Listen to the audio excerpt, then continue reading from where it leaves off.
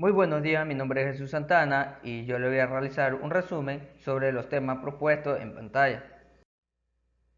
Como primer punto tenemos los generadores eléctricos. El empleo de estos turboalternadores de polo saliente en centrales eléctricas suele encontrar en la caja reductora entre la turbina y rige por la velocidad de rotación de la máquina motriz.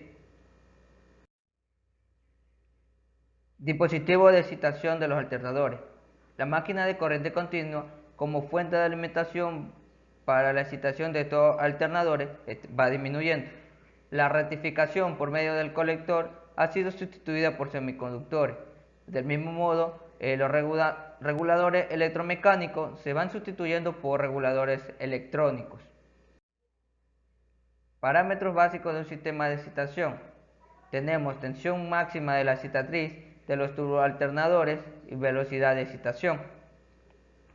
Excitación con excitatrices de corriente continua.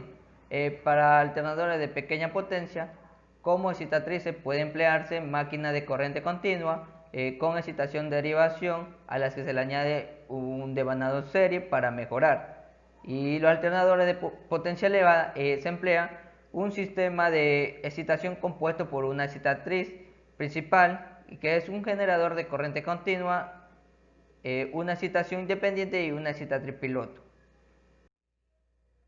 Excitación con diodos rectificadores. En la actualidad, dada la fiabilidad y el nivel de potencia logrado por medio de diodos y tiristores, hace que emplee esto en la mayoría de los dispositivos de excitación. Autoexcitación. Estos sistemas toman la corriente eléctrica necesaria de los bordes del alternador a través de un transformador de excitación. Una vez rectificada mediante puentes controlados, elimina el rotor del alternador. Autoexcitación indirecta. La tensión de salida del generador se utiliza para alimentar una máquina auxiliar acoplada al eje del alternador, que alimenta directamente el devanado de excitación. Encontramos autoexcitación indirecta sin compudaje y autoexcitación indirecta con compudaje. Excitación mediante diodos giratorios. Se basa en técnicas de excitación estática mediante semiconductores. La alimentación a partir de los bornes del alternador principal lleva a una solución favorable, siempre que se trate de pequeñas máquinas de baja y media tensión y de pequeña velocidad. Detención de los fallos en los diodos. Se representa en corte transversal según un plano perpendicular al eje del alternador de los conductores de cada trayecto, a la altura de un equipo de tensión. Regulación y reguladores. Regulación de tensión. En las centrales eléctricas, la regulación de tensión consiste en mantener la tensión de la red eléctrica dentro del margen de variación permitidos. Regular la potencia reactiva, de modo que ésta se reparta de modo adecuado entre los diferentes generadores de la central. Y mantener sincronismo del alternador con la red, y de modo especial en el caso de cortocircuito. Regulaciones de tensiones. Desde el punto de vista constructivo existen dos tipos básicos. Los reguladores electromecánicos están basados en regular la tensión de la excitatriz de corriente continuas, y entonces tenemos dos tipos, el regulador de Tiril y el regulador de sectores rodantes. Y los reguladores electrónicos, estos limitadores son de actuación inmediata para evitar que el alternador se salga de sincronismo. Tenemos tres tipos: limitador de ángulo de carga, limitador de corriente estatórica y limitador de intensidad de excitación. Instalaciones de servicio auxiliar en las centrales eléctricas. Los servicios auxiliares se deben adaptar a la magnitud de la potencia del bloque y deben trabajar sin perturbación. Clasificación de los servicios auxiliares. Tenemos el esencial, que son aquellos en los que una falta momentánea de alimentación puede derivar a daños para el material o para la vida de las personas. Y los normales, esto se puede clasificar en urgentes, que son aquellos los que una falta de alimentación provoca automáticamente una reducción en la potencia de salida. Y los eventuales son los restantes equipos que no condicionan ni a la producción de energía ni a la seguridad. Constitución de las redes de servicios auxiliares. Las redes de servicios auxiliares de grandes bloques se alimentan durante el estado de funcionamiento normal a través de uno o dos transformadores de servicios auxiliares. Elección de los transformadores de servicios auxiliares. Según el tamaño de los bloques se pueden elegir uno o dos transformadores. Suministro de baja tensión.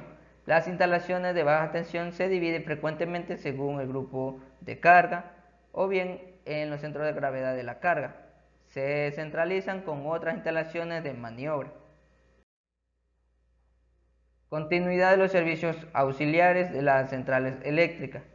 El suministro de servicios auxiliares se hace independiente a las influencias externas cuando se prevén las siguientes posibilidades de alimentación.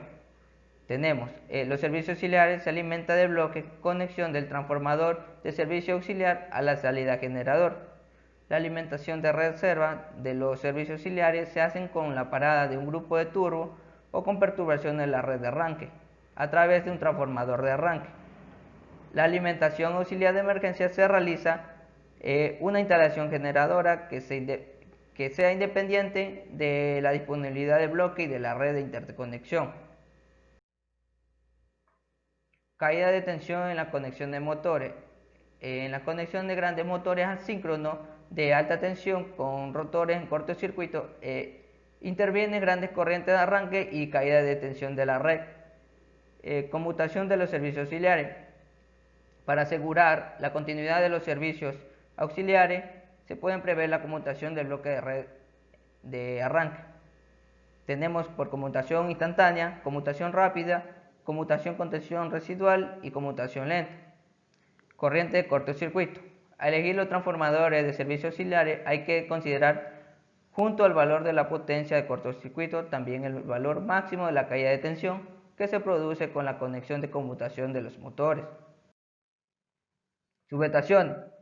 En general, esta se define en el reglamento de alta tensión como un conjunto situado en un mismo lugar de aparentemente eléctrica y de los edificios necesarios para realizar las funciones siguientes: transformación de tensión, frecuencia, número de fase, rectificación, compensación del factor de potencia y conexión de dos o más circuitos.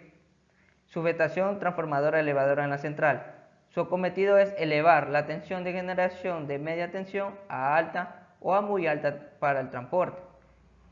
Debe cumplir desde el punto de vista de su explotación una serie de requisitos relativos a su operación, fiabilidad y coste.